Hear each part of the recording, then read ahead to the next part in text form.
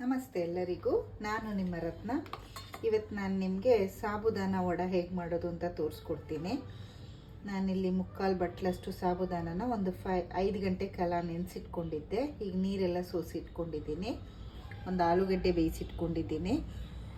ಒಂದು 3 ಸ್ಪೂನಷ್ಟು ಕಡಲೆಕಾಯಿ ಬೀಜನ ಹುರ್ಕೊಂಡು ಸಿಪ್ಪೆ ತೆಗೆದಿಟ್ಕೊಂಡಿದ್ದೀನಿ.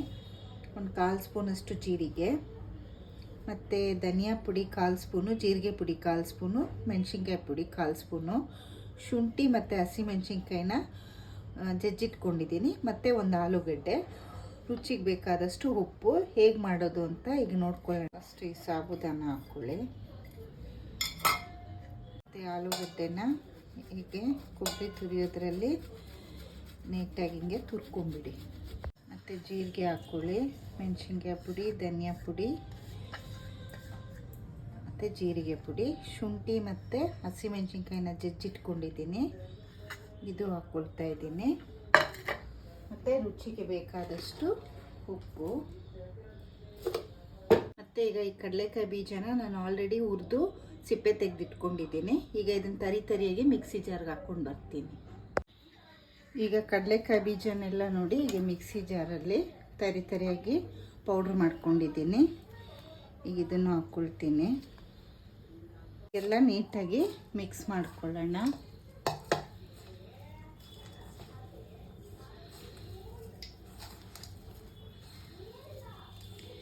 ತುಂಬ ಚೆನ್ನಾಗಿರುತ್ತೆ ಇದು.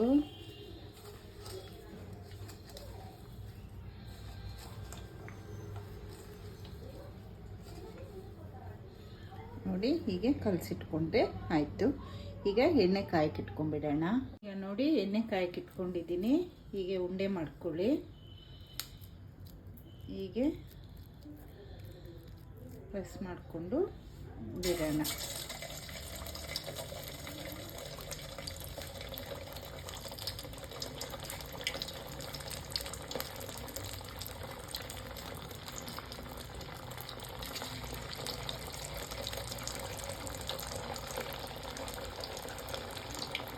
ಕೈ ಚಾವ ಮಾಡ್ಕೊಳ್ತಾ ಇರಿ, ಉಂಡೆ ಮಾಡಿಕೊಂಡು.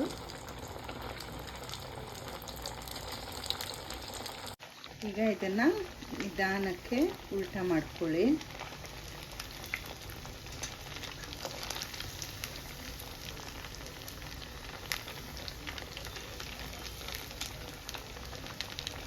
ಈಗ ನೋಡಿ ಚೆನ್ನಾಗಿ ಫ್ರೈ ಆಗಿದೆ.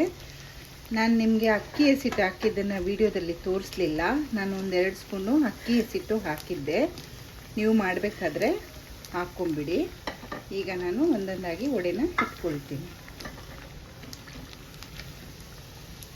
ಈವ್ನಿಂಗ್ ಹೊತ್ತು ತುಂಬಾ ಚೆನ್ನಾಗಿರುತ್ತೆ ಸ್ನ್ಯಾಕ್ಸ್ ಆಗಿ, ಮಕ್ಕಳಿಗೂ ಎಲ್ಲ ಇಷ್ಟ ಆಗುತ್ತೆ.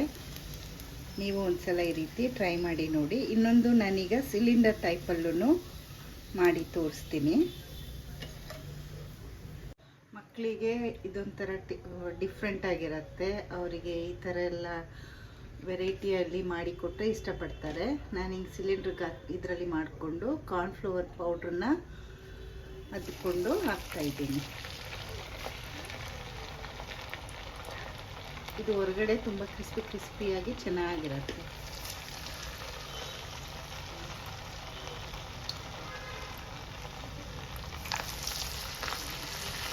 ನೋಡಿ ಈಗ ಇದನ್ನು ಫ್ರೈ ಆಗ್ತಾ ಇದೆ.